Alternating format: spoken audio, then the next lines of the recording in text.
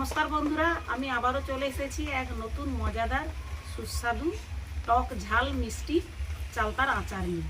আজ আমি তোমাদের 3টে চালতা দিয়ে আচার করে দেখাবো।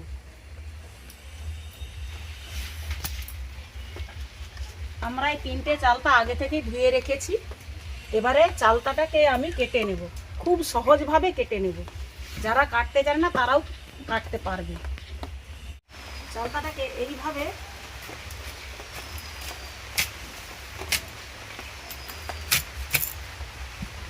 আমরা মাঝামাঝি করে নেব। তারপরে আমরা এটাকে চাকা চাকা করে কেটে নেব।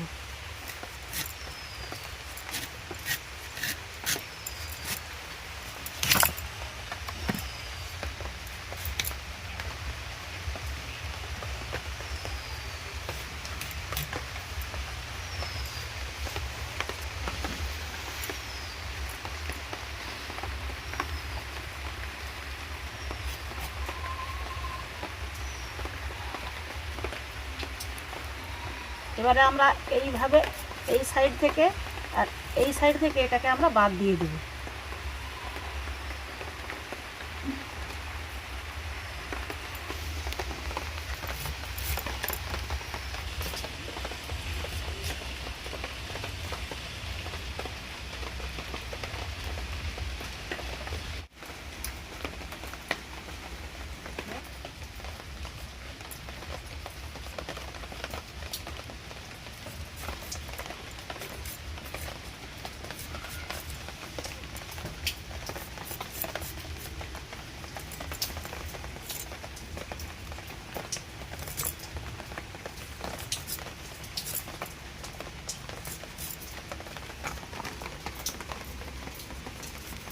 আমার 3টে চালতা ছাড়ানো হয়ে গেছে। এবার আমি চালতাগুলোকে শিলপোতায় থেতলে নেব। এগুলো যেহেতু পাকা চালতা, এই জন্যই একটু থেতলে নিতে হয়। নরম চালতা হলে কোনো থেতলানোর দরকার নেই, এমনি হয়ে যায়। আমার চালতা আচারে যা যা মশলা লাগছে আমি সেগুলো এবারে দেখিয়ে দিচ্ছি। 4টে লঙ্কা, জিরা 1 চামচ, মৌরি 1 চামচ, কালো সরষে 1 চামচ, মেথি 1/2 চামচ, এলাচটা দেব 5-6টা দানা আছে। আমি শুধু সেন্টার জন্য দেব, তোমরা না চাইলে এলাচ না দিলেও চলবে। ধনে 1 চামচ। আর আমি কড়াটা বসিয়ে দিলাম, আর কড়ার মধ্যে এই সমস্ত মশলাগুলোকে আমি ভেজে নেব। আগে লঙ্কাগুলো দেব, এবারে আমি এই মশলাগুলো দিয়ে দেব।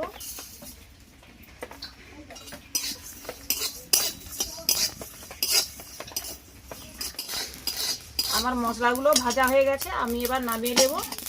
বেশি ভাজবো না, বেশি ভাজতে গেলে মশলাগুলো ফিকা হয়ে যাবে, ওই জন্য হালকা একটু ভেজে নিলাম। সরষের তেল দিয়ে দেব।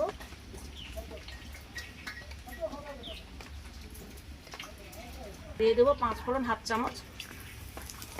আর আমরা দিয়ে দেবো চালতা।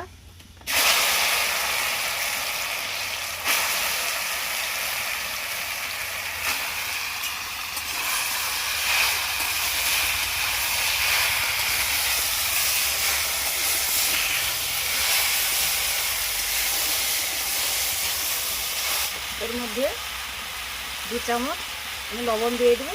1 চামচের মতো হলুদ দেবো। নুন হলুদ দেওয়ার পরে আবারও ভালোভাবে আমরা নেড়ে নেব। এবার আমরা গুড় দিয়ে দেবো।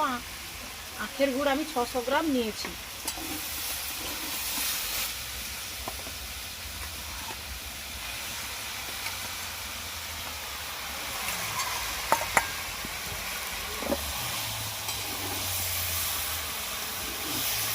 এতে কিন্তু আমরা কোনো জল দেব না, এইভাবেই আস্তে আস্তে লেড়ে লেড়ে গুড়টাকে পাকাতে হবে।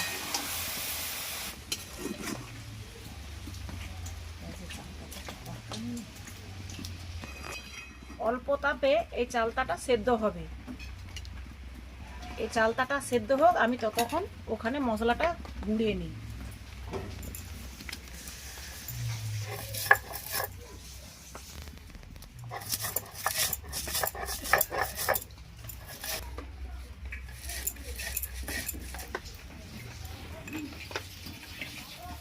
খুব সুন্দর একটা গন্ধ উঠছে ভাজা গুঁড়ো মশলার।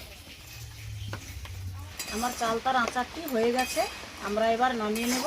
আর বেশি পাক করব না, বেশি পাক করলে গুড় বেশি পাক হয়ে যাবে, তখন ভালো লাগবে না চালতার আচারটি। ঠান্ডা হলে এই জলটাও অনেকটাই মোটা হয়ে যাবে, গুড়ের জলটা। এবারে এর মধ্যে ভাজা গুঁড়ো মশলা দিয়ে দেব।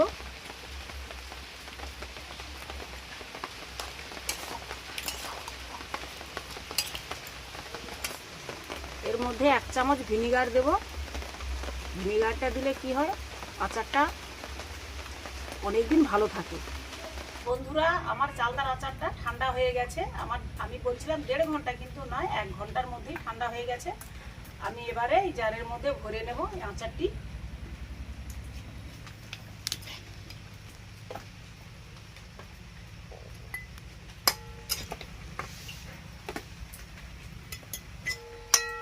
এইভাবে আচারটাকে বানিয়ে যদি আমরা 1 বছর রাখতে পারি, রাখা যাবে।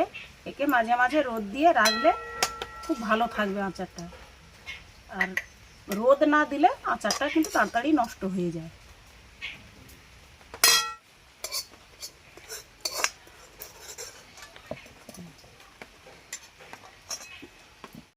আমি একটু এই আচারটাকে একটু টেস্ট করে দেখব টক ঝাল কিরকম হয়েছে।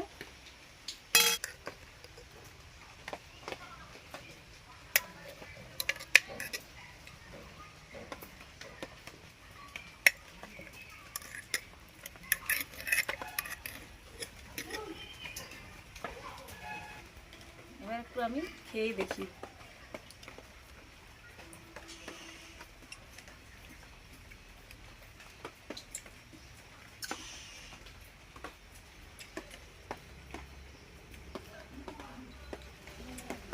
খুব ভালো হয়েছে, আমি নিজে মুখে বলবো না, এইভাবে তৈরি করে তোমরা বাড়িতে খেয়ে দেখবে, তোমাদেরও ভালো লাগবে। খুবই সহজভাবে আমি করে নিলাম চালতার আচারটা। তো বন্ধুরা, আমার এই চালতার আচার রেসিপির ভিডিওটা কেমন হয়েছে আমাকে কমেন্ট করে জানাবে। আর তোমাদের যদি ভালো লেগে থাকে অবশ্যই ভিডিওটিকে লাইক করে দিবে।